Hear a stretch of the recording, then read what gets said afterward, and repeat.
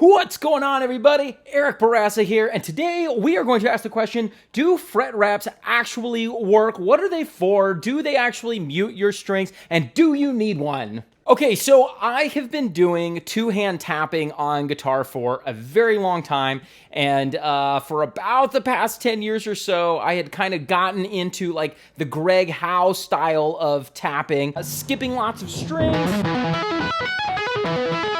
And so when I was just doing like the Van Halen style of tapping, the idea of needing a string mute for my strings was kind of non-existent because you're mostly staying in one place with your tapping hand and you can just use the palm of your picking hand to mute all of the strings.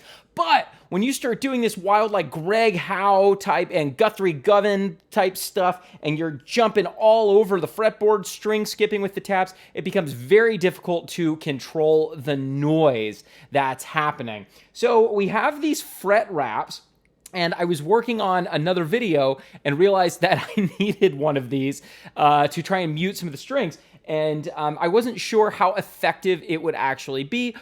If it would be worth it. So we are going to try out, number one, doing extreme tapping without a fret wrap. We're going to try muting with our palm as we're string skipping. And then third, we're going to try the fret wrap, and we're going to see which is actually the most effective. Now, for me personally, I would rather not have the fret wrap because I use open strings a lot. I want to have access to those open strings, but is it also going to be worth it to switch back and forth? How easy is it to get it off to where I can do open strings and then get it back on to where I can do the tappity taps without the open strings and switch back and forth? That's my other concern. First, let's try an extreme tapping idea in the style of Greg Howe without any muting at all.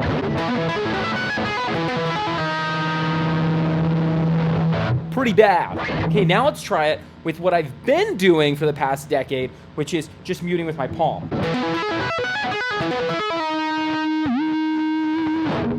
And now let's try it with the fret wrap. Okay, let's try one more example. First with no muting at all. Now with my palm muting the strings as I go.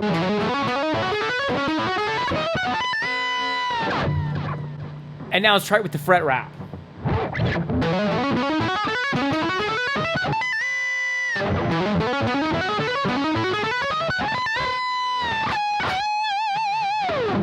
Okay, so after reviewing the footage, it looks like the fret wrap wins in terms of its effectiveness. So obviously, just going for tapping without trying to do any sort of muting is a total unmitigated disaster.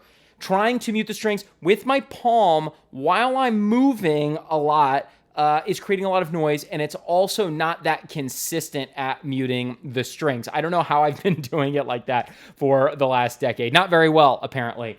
And then the fret wrap is super duper consistent, and I'm really happy with it. Now, let's talk about a couple of the things with the fret wrap. It's pretty easy to take on and off. You just, you take the little Velcro thing, you wrap it through, and you can kind of make it as tight or as loose as you want. They have it in different sizes, and they recommend using a small size for the electric guitar.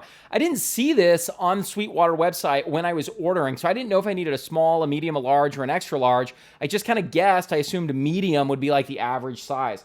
So they recommend small, but I do have to say that the medium seems to work just fine, and you make it just a little tighter than you normally would, and then it's pretty easy to get off the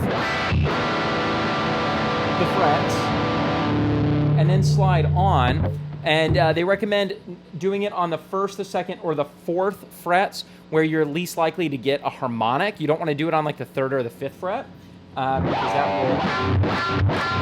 will, you'll get harmonics. Unless you're going for something really wild and you want those harmonics in there. So just putting it on the first fret, like directly over the fret wire, seems to be best, okay? You don't want it back too far, kind of right there. and then it's nice and snug. It gets more snug as I move it over the fret wire, and then as you slide down to open strings, you just slide it back off, and as you're getting ready to tap, probably what you want to do is some kind of like dive bomb. Some kind of a sliding thing to get it back on. I'm gonna have to practice with that. I'm just not used to necessarily having that on my guitar, but I think it's something that I do two-hand tapping enough. I think it would be worth it for me to continue using this on a regular basis. And I'm pretty excited about it. They're also relatively inexpensive. I think this was like $12 or $13 on the Sweetwater website.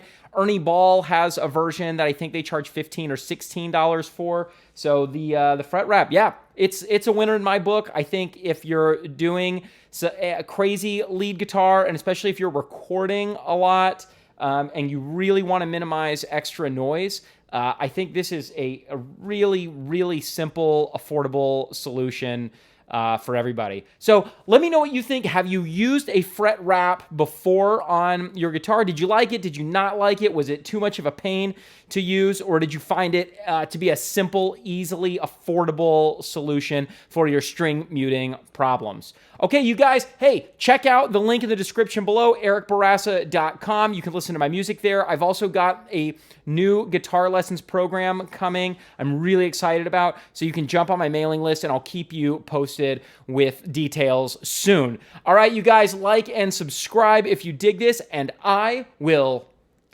see you guys in the next times.